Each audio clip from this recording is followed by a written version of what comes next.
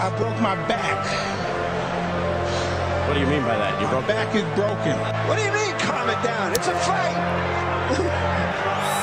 Referees telling two fighters who want to fight to calm it down? He should calm down. So he's like a clown in his show, man. He's not your guy. Because Tyson Fury's back, and all you motherfuckers are under attack. Look, Eddie Hearn can say all what he likes. Who gives a shit what Eddie Hearn says? It's garbage. Are you off your tits? Have you been smoking something? Can you let me retire and be happy? Please, just please. Bombs away from the Bronx Bomber! Wanda! Let's go, baby! Let's go! I'm through. They put somebody else up and give me an interview. What are you talking about? What are you talking about? You never give me a fair shake. HBO needs to fire you. You don't know shit about boxing. You ain't shit. You're not shit. I wish I was 50 years younger and I'd kick your ass. I got dropped, man. No, you didn't. No, you won the fight. OMG, I am so excited. Any of you radio personalities think you want smoke? Call me Mr. Chimney. I want smoke. Yes. What is up, MCR family? Another daily edition of the show live on YouTube, obviously podcast from iTunes, Spotify, our radio, etc. I'm Matt, the Hipster Hunter. Obviously, going to be talking Tyson Fury versus Tom Schwarz, the fight of the year. We have to talk about it, guys. We do. I'm forcing myself to address this fight in some fashion and make content for you guys. Also, we're going to delve back into the rest of the fights of the weekend, talk about the news of the day in the boxing world. But before we get into all of that fun or not fun topics of the day, I'm joined as usual by the illustrious, the one and only, the second cousin, twice removed of Sir Eddie, Mr. Robbie Hearns. Rob, how you doing over there in the UK, man? Happy Father's Day yesterday, by the way. Thanks, man. And you? I can spend my life. What a weekend. Sweet surrender. But yeah, no, yeah, we'll talk about obviously the big news, you know, Tyson Fury and his defending the lineal championship. The fourth defense, man. This channel on giving out facts, and that was the fourth defense of the lineal title. Yeah, and obviously the other fights, Warrington, Galahad, and yeah, let's just get into it. And any other news? Obviously, World Boxing Super Series as well, and some other minor fights that we're going to sort of talk about. The Maloney doubleheader, I think, is still perhaps one of the funniest things that happened this weekend. But digressing, let's get to the Fury Schwarz card itself. Let's not waste any time. Hit the like button, share the show, subscribe, patreon.com/Mixed Combat Radio.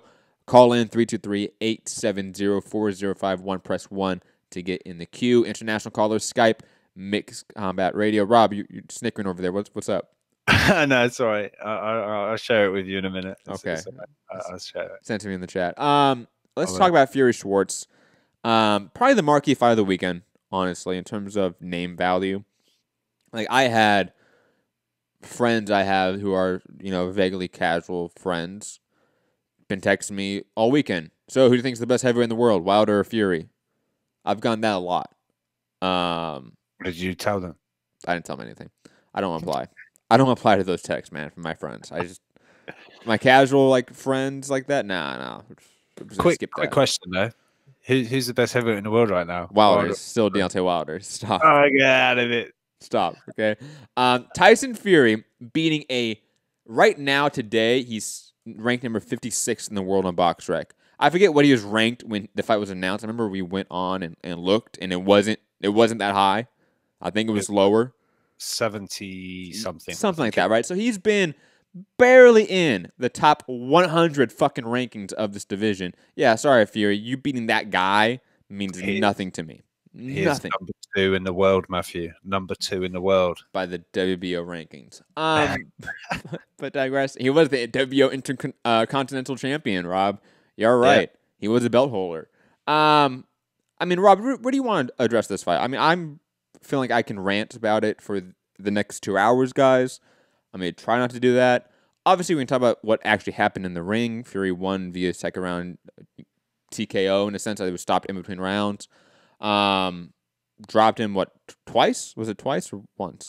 Just the once, and then once? he got the corner stoppage. I think their corner also threw the towel in as well. Yeah. I mean, good performance, I guess, from Fury. I mean, he looked good as expected. I would say this level opponent is really no different than, like, let's say Safari or Pantera, right?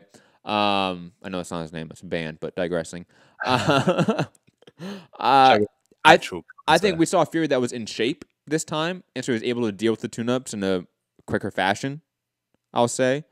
But really, I wasn't impressed. Like, I don't care. Like, seeing that clip of him dodging on the punches to a top barely 70-50 guy in the division means just nothing to me. So I'm just not going to dwell on it for too long and talk about his performance because, yeah, he won. Yeah, he dominated. He fought a guy that was barely even a fucking notable name. And the only reason it was notable is because the guy he got the DQ win against fought Chisora 2 weeks ago. So, yeah, it's bullshit. For me, look, he done what he had to do. You know, many people going into, oh, you know, Fury's going to box for 12 rounds. It's going to be boring, this, that, and the other. But I think collectively this channel said that he would get a stoppage. Mm-hmm. I even suggested it could be a no Maschenko, you know. Well, I will add, even though you were right about that, it technically wasn't more of a no Maschenko. I did say he was going to get a highlight reel Deontay Wilder-like finish, and he almost did. He almost did. It was a slightly more sort of a jab right hand than a real thrusting straight right that went through the back of his skull. But I think Schwarz might have kind of had a little bit of enough by then because Fury was just able to do whatever he wanted in that ring. He was just pacing him down, throwing out a hand, catching him with it. And Schwarz, bless him, didn't have much of an answer. You know, there's levels. He came, reportedly got 7 figures for it. Like low 7 figures, so that's like implies like 2 or 3 million. Maybe, yeah. So, wow, you know, good on him. But he came and did the Snickers bar, didn't work. Obviously, he tried that out at the weigh-in. That didn't work. And also, shame on you for trying to jack Andy Ruiz's gimmick. How dare you? Nah, that's all right. No, I don't that. accept that. And Andy Ruiz is having people clout chase. Shout out to Andy Ruiz. No, that's a good way to look at it, Rob. Silver lining in it. You're right. You're right. But yeah, look, Schwarz was there for a job and he fulfilled his side of the bargain. And Fury, I know people have gone super mega high on the performance. Like really high. Yeah, and it's like pump the brakes a little bit. You like I say, you still can't, because many people thought Fury's going to box, make this guy look, you know, go 12 rounds, make this guy look stupid, maybe a late stoppage. But Fury, you know, he done his, like you say, that thing on the ropes, evading the shots, which, by the way, were 6 shots more than Bermain Stavern threw in the rematch. Bermain Stavern's a top 20 heavyweight, and it was a former champion. So why are we comparing a guy that's not even a top 50 heavyweight to a guy that's a former champion? I don't understand. We're not. I see the agenda. I know we aren't. I know you are. And I see the agenda. I understand. I'm just trolling. Calm down. I'm in rant mode, Rob. Prepare yourself. Oh, where's Fu when I need a deflector shield? Can you not cough, please? No coughing. No. Yes. No. Shout out to Trump. But yeah, no. Look, Fury did his thing. You know, the whole Apollo Creed entrance. The sort of the finish. You know. It was not. It was the Muhammad Ali comparisons and that need to just wait a little bit. You know, there's every chance Fury is great and he will beat Deontay Wilder in the rematch. He'll do all these things, but let's not get there from, you know, him beating up Tom Schwarz. But sort of, I guess, successful to a point. It's got a lot of people talking. The whole thing, I think people need to realize, this wasn't aimed at hardcore fans. This was trying to grab casual attention, making other people aware of who Tyson Fury is in America. And it kind of did that, I think. So I think the people saw through this. If you're a hardcore fan, you knew what Tom Schwarz was. I'll put the this whole way. coming to America thing and all that. We knew what it was. I'll put this way. The friends that I've talked about, right, that have hit me up about this fight, hit me up about Ruiz AJ, right, have hit me about Wilder Ortiz, Wilder Fury. Like, they're clued into that top 3-ish of the heavyweight division. We know that, right? I don't know if people outside of that cared about this shit at all. Like, I didn't have my grandma asking about this shit. I didn't have, my uncle who doesn't watch combat sports, who tries to, like, ask me every once in a while what I do as a living, talk about this fight. Like, he talked about Wilder Fury in a way. Like, this fight was on a streaming app that still has a very low subscriber base. I think that's the best way to put it. On top of that, it was a fight that, while was marketed pretty well, we can all agree on that. I think it was marketed pretty well by ESPN. I think Fury's name alone did not draw in new fans and new casual fans. I think people that are aware of the top 3 heavyweights saw clips of the fight on social media afterwards. Because all my friends don't have ESPN Plus. None of them do. Whenever I think that was the error. If this was on regular ESPN, it could have done millions of viewership. It could have done insane numbers. But dialing back a little bit, I may rant just a little bit, Rob. All right, I'm just giving you the warning here. Okay, it's not at you, just at the fight. This entire promotion has been like vomit-inducing. Honestly, it is the most nauseating promotion I've seen in honestly a very long time. Because not only did they promote not just Tyson Fury as the best right now and blah, blah, blah, and the lineal, and they had to show us 20 fucking times that promo of them stitching the suit together and ESPN making a belt, air quotes, belt for him. Like, I don't need to see that. It's bullshit. We all know it's bullshit. Secondly, if you are throughout the entire time still praising a guy like Tom Schwarz in this performance, or praising him before the fight into the lead up, and on top of that, throwing tens of millions of dollars, not only in fighter pay, but production cost, all those big names on the commentary booth, they all cost money. The amount of money that ESPN put into a shit fight, not only a shit fight, the worst televised / streamed main event of the year. I will go on that limb easily. Okay?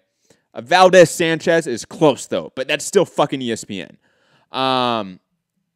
And at some point, I really hope that the boxing media, the boxing community, that was so worried about the market, so worried about capital and it being overspent on certain fighters or fights, like in 2015 and 16 with PBC, are just as worried about ESPN and Top Rank spending tens of millions on Fury versus Schwarz, which was on a streaming app that God knows how many people saw. We have still yet to see any sort of figures from ESPN PR, like subscriber growth, viewership, nothing like they did with the UFC debuts and stuff like that. Nothing. So I think this fight is a complete shit show and circus. I think Fury made it even more so with the Apollo Creed bullshit. I know it's banter, it's lighthearted. Fuck that. Tyson Fury is a made-up persona, and I am sick of it at this point in time. I'm sick of the double standards, which we're going to get to with Joe Miller, about how everyone's upset about a PD user being in boxing again, when Tyson Fury is a PD user, abuser. He had a 1.5 year retroactive suspension for 2 substances. One was clenbuterol, which there's a debate about, and was it stanzanol or nandrolone? It was one of the main sort of anabolic steroids that's been around since the fucking 60s from the Soviet Union. Okay? And on top of that, Tyson Fury's apology for his homophobic and bigoted comments were, hey guys, I was joking. So, yeah, while Tyson Fury is dancing to Apollo Creed intro music and singing to his wife and fighting some guys like Tom fucking Schwarz and everyone's eating it up, I'm sitting there disgusted with myself because guys like him and sort of his career decision-making and him as a persona is bad for the sport, in my opinion. Maybe there's a net positive with the heavyweight division, but him individually, I think he brings actually more harm to the sport, more damage control to the sport than other guys not only in his division, but just in the sport, period. Fury's Fury's not a good person, in my opinion, and I think his entire persona is fake. And this fight was bullshit and a circus show. I can spend my life in this sweet surrender. Thank you, Rob. That was good, man. I gotta admit that made me chuckle on the inside. Look, I know people are gonna be upset. I know Fury fans are already upset with me, but look, call in 323-870-4051. Skype Mixed Combat Radio. Defend this fight. Defend Tyson Fury. Please do that. I am here. I do a daily fucking call-in show live for you guys to call in and debate me. So debate me. You Tyson Fury nut huggers. Please do that. For the love of God. Rob, you got the glove because you were there. You're not really a nut hugger. We all know you're an AJ fanboy. We all know. We all know. Yeah. I see your side of it. I see. And I know I'm harsh. I know I'm hypercritical, and I'm okay with that. I'm okay with being that person right now because that's how I personally feel. I'm not putting on a front here. This isn't for show. No, I don't like Tyson Fury. I think he's an entire gimmick that is a fraud, and everything about his rebrand is phony to me. And I don't buy it anymore. I don't. And him fighting guys that aren't elite competition isn't worth my time. And isn't worth me acting like it's something special or acting like it's something fine, normal, decent. It's not even that. It's not even average. This is below average to the highest degree. Sorry, I cut you off again. My bad. It's fine. It's fine. Actually, I'm gonna get some water because I'm out of water. So so you can talk. I'll let you talk. My bad. It's completely fine. But yeah, no, I see Matt's point. You know, if we know who Tom Schwarz is, but you know, to me, he was just designed as the the American debut, the make Fury look good, get the knockout. I don't know, but he done what he was supposed to do, and that's the main thing. He didn't drag it out and into some kind of bore fest, but Matt has his has his issues with it, as we know. But you guys obviously leave a comment in the comment section when the video's finished if you want, or like he said, call in 323-870-451 or Mixed Combat Radio on Skype. Wayne, oh dear. But yeah, I mean, I'd rather Matt was back so we could just move on from the topic. But I don't know. What did the chat think to the performance? I don't know. But interestingly enough, I'm sure Matt will be back by the time we get there. But interesting photograph with Bob Arum and Big Baby Miller. Here he comes. He's going to have his say on this one as well. Oh, what are we talking about now? I was just saying, interesting photo of Bob Arum and Big Baby Miller, and comments made from Miller about a meeting. Look, you put it in the title, Matt. I don't know why you're... I know, but like this entire show I'm frustrated with. Like almost all the topics we're going to talk about today, I am going to rant about, except for probably Roblox and Super Series. Because even though the controversy in the Breeders' fight, Glock fight, there are other people that are taking that reign and going on that hill. That's not the hill I'm going to go on this show. But yeah, back to Big Baby Miller. Rob, obviously he says that there was some sort of meeting, and rumors have now come out that he's a front runner in some sense, or he's been talked about or negotiated in some aspect with a Tyson Fury fight for the fall. Bob Arum has come out and said that's not true, or at least he said that's the first I've heard of it, which is a great non-answer answer. And Frank Warren has come out and actually said, I think kind of confirmed it in a way, right? Like I forget exactly what he said, but it wasn't a full confirmation of it. But it was like, yeah, like sort of. And I don't kind of lent more credence to the truth behind it, or the sort of backing the rumor up a little bit. Maybe Frank Warren is a better promoter. He's adding a little bit of fire to to get people talking. Whereas Bob's like, no, and it's like, oh, he killed it. He tried to kill it. Whereas Warren went, you know, that'd be a good fight, right? But and Big Baby apparently said he doesn't. Fury won't want that. He'll have hell or something. You know, it'll be hell for him or something. But I don't know. I personally, I think Miller would be kind of the perfect opponent for Fury. It's the name and someone that Fury can dance around and probably look good against. Well, I don't think he gets the Schwarz stoppage against. No, but I think he wins. Yeah, I think he gets a quite easy 12-round unanimous decision against Big Baby. And I think it kind of ties in when he said like September 21st, September 28th, or maybe October 5th. And I believe October is when Big Baby's sort of eligible to sort of apply for a New York license again or whatever. Or that was whatever the bullshit is, because he wasn't licensed, so he wasn't actually suspended by the regulatory body. He was suspended by the sanctioning body. Clusterfuck, but digressing from that.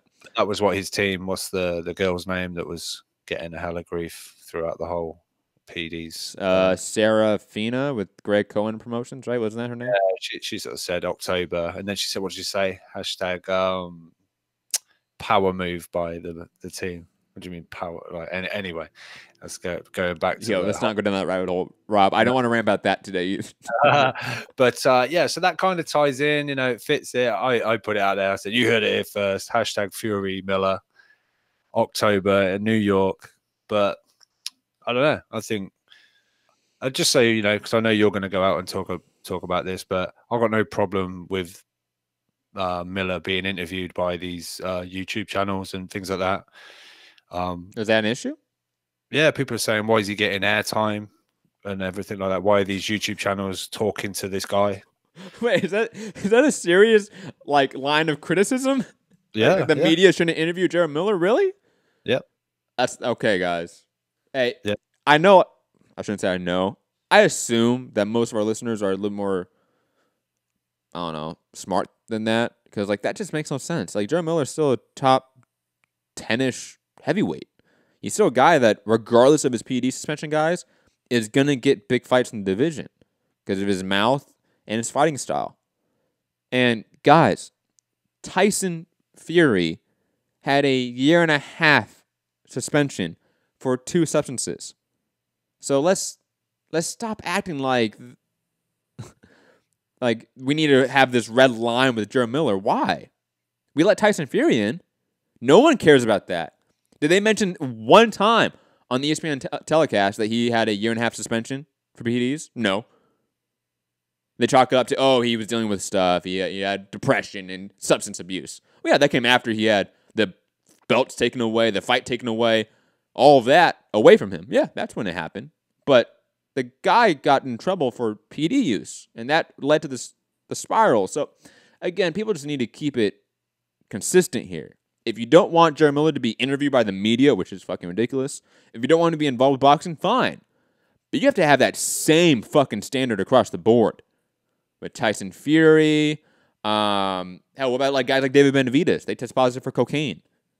Is that on the red line, or is that okay, guys? Like the hypocritical fans need to stop it here, guys, or at least have like basic knowledge of what you're talking about, because basic knowledge of these couple heavyweights would make you know, well, I can't say Jared Miller can't be interviewed because the guy that just fought this weekend had a longer suspension and tested positive for almost the same amount of substances.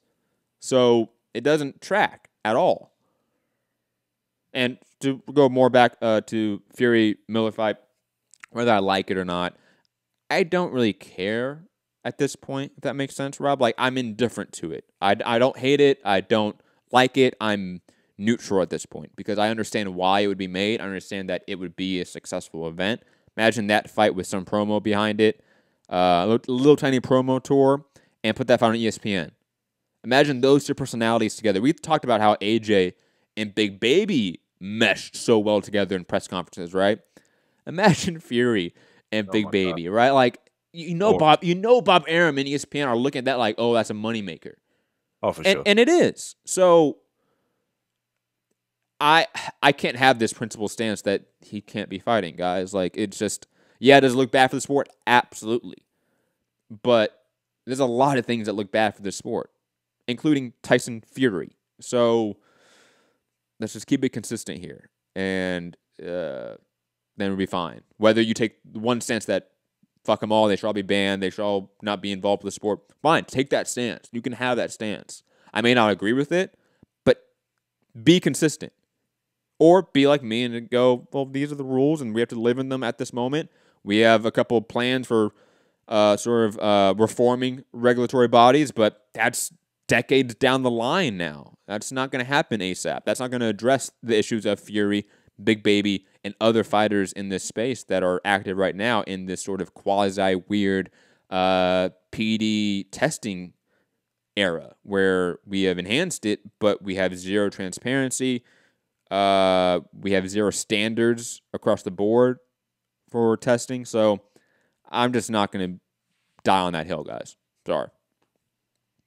No, but as a matchup, and like you say, the press conference would be epic. Obviously, that event I went to was when Fury came out and said that he dropped Gerald Miller 7 times in sparring. Miller's kind of refuted that and said no. But all that will raise its head. Obviously, who will blink first on the PED jokes?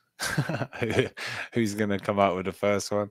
But yeah, no. Again, if that was on ESPN, regular ESPN, it'd be massive. I don't know, but whether there's some kind of pressure to get it on the ESPN Plus, whether they see it as Rob, think about this: ESPN pay-per-view. Yeah, let me think. Now, I know we hate that, but tell me that Bob Arum is not in an executive office right now talking about, hey, let's make Tyson Fury, Big Baby Miller pay-per-view. He is. Oh, for sure. And I think him saying, well, first I've heard of it, about, the matchup, and he played down the meeting. He said it was just literally like, hey, how you doing? That was about it, but I don't know. Miller sort of suggested they had a meeting rather than not just, oh, yeah, I bumped into Bob. Yeah, just said hi. It was a meeting. Whether that's clever on Miller's part, but I believe because of the PED thing, he's kind of fucked things as far as, Matchroom and DAZN. That's kind of scratched any kind of deal that they had. So he is a free agent, so would make sense. Yep, and to your point, like whether I think it's actually going to happen, I'm leaning it doesn't happen. You think it'll be someone less? Yeah, man, I don't think Fury's going to fight a live body before Wilder. Let's be honest. BK asking a good question on the topic of like PD regulation. And I know this is the one that is a topic that a lot of people are confused about, so I'll try to explain it as best as I can. BK asking, is weed a PD as UFC fighters use it openly? It depends. VADA does not test for cannabinoids at all, from my understanding, from my readings of their bylaws and their sort of rules. The WADA code does test for cannabinoids. However, in recent years, they have sort of switched it. Like when I first started watching combat sports, the WADA code banned it both in competition and out of competition. Now that it's allowed out of competition. So what that means is there's a 12-hour window before and after a fight. You cannot test positive above a certain limit. I think right now it's like 700 milliliters per whatever, right? Whatever that metric is. If you hit above that metric within that fight window, within that, competition window, it counts as in competition positive test. Same with cocaine, same with other recreational drugs usually. Because isn't there something about cannabis? I think not that it's been disproven, but that it helps as a diuretic or something like that. I don't know if it's... I've heard that a lot. I've never seen any medical studies about that, but I've seen fans, I'll put that, state that, right? Like, oh, weed's a diuretic. Same with cocaine. I've heard that a ton. Cocaine's a masking agent. It really isn't, guys. Sorry. So, again, it depends what regulatory body has jurisdiction of the fight. If it's VADA, cannabinoids are not tested. So, think of the VADA clean boxing program for WBC. Most boxing fights nowadays at the top level are tested by VADA, not USADA. USADA is under the WADA code, not VADA, by the way. While the UFC is a USADA attached organization, so they are under the WADA code. So UFC fighters can smoke weed, obviously, but they can't smoke weed within a certain competition window. They can't test above a certain amount. On top of that, if you like talk to athletes that smoke weed, like I've talked to high-level boxers, championship boxers that smoke weed, and that shit's out of their system so fast because the amount of like athletic expenditure they are doing. Like they are sort of using up all that THC in their fat cells at a much faster rate than the average person. I'll put it that way. I hope that helps explain to BK. Digressing, Rob, any sort of last points on Fury Miller? No, I mean, whether people think he should be in a ring or not, as an actual fight, I think like I said, I think Miller is kind of tailor made for Fury, and it would be definitely give him a little bit more than he's got for the Schwarz fight, a little bit more sort of, cachet or whatever. Of course, people would definitely recognize Jarrell Miller. And for casuals, oh, isn't that the guy that was going to fight the British guy? Or you know what I mean? Well, even if they don't, they're going to see one clip on social media of those two guys jaw jacking at a press conference. Yeah, job done. Yeah. And it's going to be sold like the same way. Honestly, AJ Miller was like that was going to build up to a really big fight, guys, and we got a big fight. In the end, it just turned out to be a big fight for a very different reason. Sure. But I think Miller. I've said this before. Like Miller's one of those guys. Like the way he self promotes, the way he talks, especially in the U.S. market, sells. And on top of that, he does it probably better than everyone else in the division. So regardless of meritocracy, he's going to be in big fights now until he's done, or until he says I don't want to take big fights and take a tune-up, because the big guys will want to fight him because he is beatable and he is sellable, and that's why he's going to be largely forgiven by the entities that will allow him to fight Tyson Fury in a theoretical fight in October. This is the thing. This is where the sport, if it wanted to, would take a much harder stance on it. Either the governing bodies or promoters or TV networks would say, no, we're not interested. We don't want anything to do with you. That is how it happens. If promoters say, no, I'm not working with you, you're a liability. TV networks, we don't want to be associated with a guy that's had to do this to win fight. And that's why quickly community it's accepted. And that's why I think this fight won't happen first, because I think the promoters will want to see Miller fight first. Like they're going to want to see him fight in a Salida Promotions, off of the peds. Yeah, they want to see if he can test clean, and I don't blame them. But I think the second he has that tune-up fight in October or November, his name will be attached to any of them, including AJ, including Andy Ruiz, and including everyone. Because of the reasons I've already stated. Like it's hard to avoid that type of money that could be made in those matchups with Jarrell Miller. Yeah, I mean, look, like you said, you imagine Fight Week. Had the Joshua fight still been going ahead, Fight Week would have been, crazy wrapped up. When fighters are closer to their actual fight date, they're always a little bit more agitated and aggressive. So, Jesus Christ, Miller versus AJ Fight Week would have been insane. But he did what he did. He's got excuses for all of them now. One was elbow fucking test EPO fucking trial thing. Yep. The other one, even the HG 14, 15, whatever it was like, I don't even know about that one. A good excuse. And whatever. But as Fury, if he can get a Miller fight, that's good, I think. But agreed. Let's go to the co-main event. Solomon Barrera versus Jesse Hart. Rob, I was right. Won a few times. Yeah. I was right. Now, honestly, I was kind of surprised on a couple of things. How big Jesse Hart was for the division. That was kind of shocking. I always knew he was a big super middleweight, but wow, like it almost looked like Barrera was the guy that moved up a division. Yeah, and I wasn't expecting that. I do sort of get the vibe that Barrera's past his expiration date, Like he's taking too many shots in a way. His style has never changed. His game plan has never changed. And Jesse Hart, while not being the best boxer in the world, is still a talented boxer. He still moves quite well. Good counters here and there. Can string along combinations. He's just hittable. Like I feel like that's what I found out with Jesse Hart. Like he's not the best defensively speaking. Not the best head movement. Not only the best footwork, but he makes it work in a way. And Barrera just did not have enough levels, not enough gears to contend with Jesse Hart, who was honestly bigger than him in the fight. And Hart defeated him via unanimous decision. Again, sort of impressive performance from Jesse Hart. Interested to see how they match him up with the crop at 175 that ESPN has.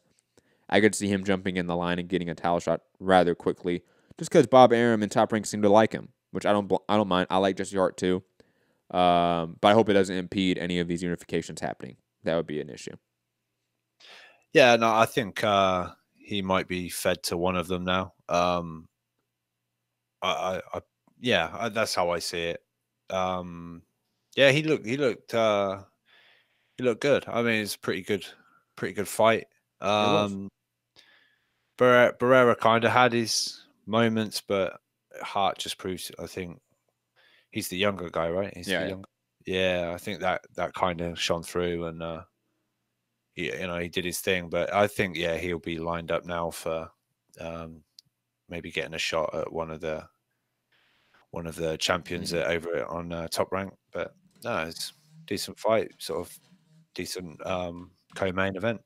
Like, don't be surprised, guys, if let's say the Kovalev-Yard fight falls out and Bob Arum just makes the Jesse Hart-Kovalev fight.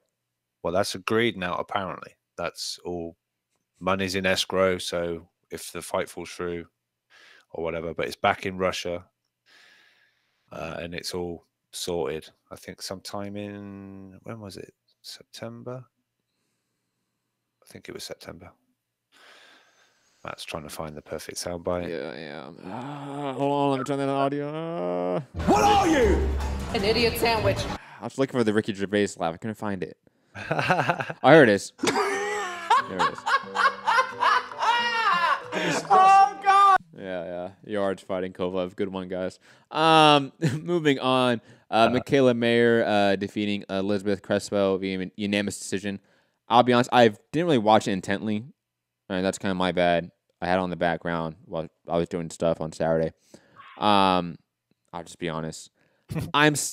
So my criticism of her performance has that caveat attached to it. So Fu, out there listening in the future and getting upset that I'm talking bad about Mayer, I am still frustrated with her lack of development. I think her base skill and talent level is really high, right? Her ceiling, her basement's extremely high. I don't know how high her ceiling is. I don't know how much better she can get because I don't see her improving. And I've talked about this before, Rob. When I'm looking at prospects, I could care less about which one really is going to be the truth, so to speak. Like which one's going to be the next Ali. Like that's not what I really am looking for when I look at prospects from fight progression. I like to see their talent and skill improving. And Mayer is on that list now for me where I'm now worried she's not improving. And I don't know the reason why, because I do think she is talented. She is skilled. But there seems to be a lack of connective tissue with her style, with her game plan, with her combinations even. It seems very isolated. All of her movements, all of her decision-making. There's no grand scheme behind it, grand strategy to take out an opponent. It just seems like she's going in there just being better than these opponents right now. Like her talent is just better than them. She's taller than them, has the range, has the jab, has the athleticism. She's able just to outbox these opponents. But again, I want to see more improvement. I want to see more tools in her toolbox because I'm seeing the same thing over and over again. And while it might be effective, it may not be effective in the very highest level of the sport. Yeah, I think, didn't Fu say it? He felt like he'd like to see her defense improve. She's sort of static, getting hit a little bit too often for his liking. But I like her. I mean, I think the scorecards were a little wide. they were wide, but I mean, she clearly won, but Yes.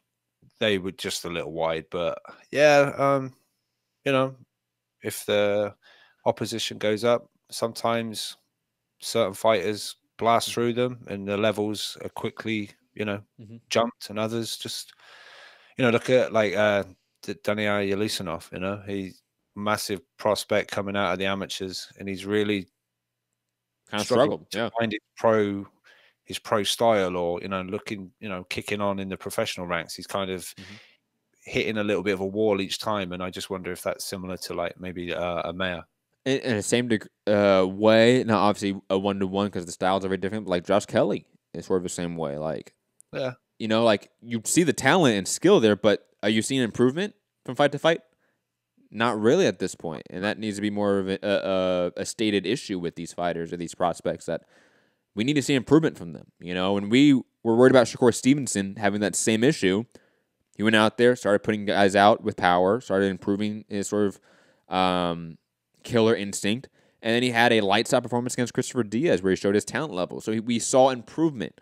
Joe Cordina, another guy that we've seen improvement. We've seen him improve that killer instinct, improve his combination punching instead of just being a defensive boxer. So again, I want to see improvements. And when you are a great prospect, these improvements are rather drastic from fight to fight if you are young enough. Double Jab is saying that she needs more tactical awareness. Yeah, I largely agree with that. Again, I feel like she's running on autopilot all the time. Like similar to Josh Kelly in that way. Like there's no urgency. There's no sense of, like, I don't see a plan like forming itself out there. Like when I see Canelo fight, Rob, you can see the game plan in motion. You can literally see what he is setting up if you watch enough Canelo fights. But again, Mayer, great prospect, great sort of super featherweight, lightweight in the women's divisions, but she does need to make improvements if she's supposed to fight the top level women. Because look at Katie Taylor. She had the levels, she had the gears, all the tools, and she was met with an opponent that ignored those tools and gave her that tough fight. Obviously, Taylor won the fight controversially, but I don't know if a person like Mayer, who I think is less skilled and talented as a Katie Taylor, obviously, can sort of achieve and sort of, win through those adversity moments in those tough fights at the top level. But digressing, again, I'm a fan of Mayer. I think she's extremely talented. I just want to see a little bit more from her.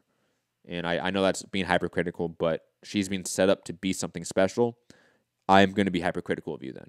It's just how it works. Yeah, no, I'm not too down on her, but we'd like to see a little improvement, a little few tweaks here and there, and I'm sure she'll come good. Maybe, like I say, it's just we're not going straight through the upgraded competition as fast as maybe she's being sort of pushed as. But I'm sure it'll come together because she is talented. Last fight I'm going to talk about on this card, unless Rob has other fights to talk about, Andy Vences losing versus Albert Bell for his first loss. Pretty shocking there. I mean, Albert Bell wasn't a nobody. Like he was a decent regional prospect. However, Andy Vences has been somebody that Top Rank has promoted for a long time, has put a lot of money into him. I mean, as long as I've been covering boxing, Rob, I think Andy Vences has been signed at Top Rank. You know what I mean? Like he's one of those guys that came out at a young age and was signed early at like 18 years old. Been fighting for 20+ fights for Top Rank. And he's never impressed me, never wowed me. And I think we're seeing this sort of the lack of real progression in his career and his prospect sort of run. And on top of that, just really the lack of ceiling in his talent, I think. I think Andy Vences is a really well-rounded boxer, but that's all he is well-rounded. Like his best attribute is just being slightly above average in every category, and that doesn't really do it at a certain level. No, I agree. Yeah, I agree. From what I saw, Bell he boxed really well. He really turned up and done his thing and got the upset. So shout out to him. Is he a Philly fighter? I think so. Yeah. No. Yeah, he done his thing. He was really. Or he's one of those guys that's like from the DMV area that fights in Philly all the time. Yeah. So yeah, shout out to him. Come up and got the upset. Like you say, he's kind of someone we know, but maybe to a lot of people it was maybe Vance's was more well known, but clearly Bell was no mug, and he come up and done his thing. Absolutely agree. Moving on to the next card of the weekend, World Boxing Super Series over in Latvia. Marius Briedis versus Krzysztof Glowacki, and perhaps one of the weirdest finishes of the year. No, it is the weirdest finish of the year, like the weirdest fight ending sequence. One of the most controversial ones of recent memory too. It seems like, for obvious reasons. Shout out to Robert Byrd. But man, that was fun. I will admit that, guys. That was craziness, like uncorked from a bottle, and like we just got to see it all like instantly. It was Pandora's box, and we got to see 30 seconds of that chaos, and it was amazing. Yes, it was controversial. Yes, Robert Byrd completely fucked up that fight, but man, that was fun. Even better now, I've heard the actual fight with audio, and you can hear the guy with the bell for about 10 seconds, like a fucking fire engine's coming. Ding, ding, ding, ding, ding, going crazy. And meanwhile, Glowacki is getting his fucking head caved in. And it's like... Bird's like off in the other corner. He's just watching the fight. Like, yeah. And then you can see, if you look over, and I think it's the top right hand of the screen, the corner, the timekeepers, they're just like, oh, Robert, hello, Mr. Bird, this way. Anyone ding, there. Ding, ding. Meanwhile, uppercut, right hand, Glowacki's getting. And the best part is, Briedis was like, yeah, I totally heard the bell. I didn't care. I'm like, oh my God. You fucking Latvian mafia member. What are you? It all came up when, was it Rigondeaux? They've done the whole but was that Moises? Was it Moises Flores or Fuentes? No, Flores. It was Flores. Moises Flores.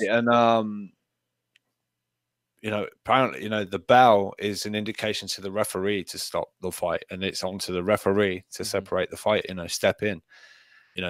Just when Willis, he's loving life. Steve Willis is looking like, it's my time in a minute. I'm gonna get those faces on, and then I'm gonna jump in between the fighters. That's his job. That's what he lives for. You can tell. He does. Bird, man, he really like jumps in there, man. He loves it. He's like, arms up, stop it, break it up. Robert Byrd was falling asleep in the other corner. Yeah, did you see the picture I sent? It's like Robert Byrd looking like, and it's like, yeah, tell me you've never fucked up and like 16 specific times during a fight. Just looking like, yeah, what you gonna do about it? The back elbow. But the two blows to the blow to the back. I've seen people saying, look, yeah, the elbow was bad and everything, but it was in retaliation to something illegal, and that happens. I've not seen many elbows to the cheek cause brain bleeds. So that blow to the back of the head was very deliberate. You know what your opponent is doing when he's basically crouched over looking at the floor, and you're trying to punch the back of his head in. So Briedis didn't like it. So Robert Byrd was a little blindsided, I thought, and he thought, fuck you. You're going to take a spinning back elbow or whatever, reverse back elbow, whatever it is. Who knew that Briedis Glowacki would be the best MMA fight of the weekend? It really was. Who knew, man? Who knew? To Briedis and him, obviously moving on, he's going to fight Dorticos. I think this is just a good time to talk about Dorticos and Tabiti at the same time, and then talk about Briedis and Dorticos. Tabiti and Dorticos was a really fun fight. Like, I went back and watched it and was really entertained by it. And also one of those fights, like, I was like frustrated watching. I'm like, Tabiti, like, you could throw more. Like, all you need to do is throw more, and you are being successful here. Just throw in combination, and throw in 2s and 3s. Stop with the 1s because they're not working. But he just seemed like he lacked so much confidence in the fight. He seemed like he didn't really want to exchange with Dorticos, or he didn't feel comfortable exchanging with Dorticos, even though I think he could have in a way. Obviously, he couldn't because he got knocked out viciously. But I mean, Tabiti, it was such a weird performance from him because, again, there was moments of success for him where I'm like, yes, okay, he's putting it together now. Combinations are flowing. He's darting in and out. Dorticos is just following him, chasing him, not really cutting off the ring that well. But Tabiti just wasn't throwing enough. And Dorticos, to his credit, was every time Tabiti was in range, he was throwing. Didn't matter if he was missing, didn't matter if he was hitting the arms, he was throwing. And that took sort of the will out of Tabiti long before that counter right hand mid combination of Tabiti that put him down and iced him. Fantastic knockout. Honestly, I don't know if it's knockout of the year. I got to think about it, but definitely a contender. And Dorticos, again, proving that he is not the most talented boxer, but what he does have, insane one-punch knockout power. Yeah, I thought at times Dorticos had a really good snappy jab. I thought he really popped a good jab out there, but the rest of the time, I mean, he was winning the fight. He was just doing stuff in spots and flashes, but I think he felt the power at times and he was concerned about it. Yes, otherwise, I think we would have seen Tabiti get a little more stuck in and let his hands fly a little more. But I think because Rob, sorry not to cut off, but do you agree with me that when Tabiti was throwing combination, like Dorticos just like shelled up and ate punches, like he really had no answer to any of the combinations that Tabiti threw, not the single shots, because obviously Dorticos was just ignoring the single shots and throwing back. Yeah. But anytime Tabiti was coming in and out with combination, it looked like Dorticos was frustrated. Similar to Gassiev. Gassiev did that same sort of game plan. Remember? He was on the outside with lateral movement, and that was like, oh, Gassiev with the jab. You know, like that was one of those fights where we thought, oh, Gassiev has levels, and then Usyk took that away. But I just think that Dorticos is defensively flawed, extremely so. But man, he's quite basic. He's pretty basic. He is, but he has a chin. Obviously, he can take a shot, and his power is unreal. Like he is probably the heaviest hitter of the division. That knockout was he just threw out a lazy jab, kind of rangefinder, like a sucker you in, and Tabiti came in and he met the right hand of Thor. Thor's hammer just crushed him. You know, he was moving into it as well. That was because he was trying to get off his own right hand, I think. And yeah, he met that with full velocity. And the pictures, you know, that gum shield, he's got the fangs gum shield. He looks like I won't say, but he looked it looked strange with that mouth guard in. He looked like the meth had really taken a hold. But no, and then I think there's also been the aerial shot. Dorticos stood over in the corner, being in the neutral corner, and Tabiti is just laid out. And yeah, I mean, I said it, I think it was on the preview show. I've never been super high on Tabiti. I've never quite seen what the fuss is about. And yeah, that was... I always thought he was going to be a top 10 guy perennially. Like, I see that. I don't see great depth in cruiserweight.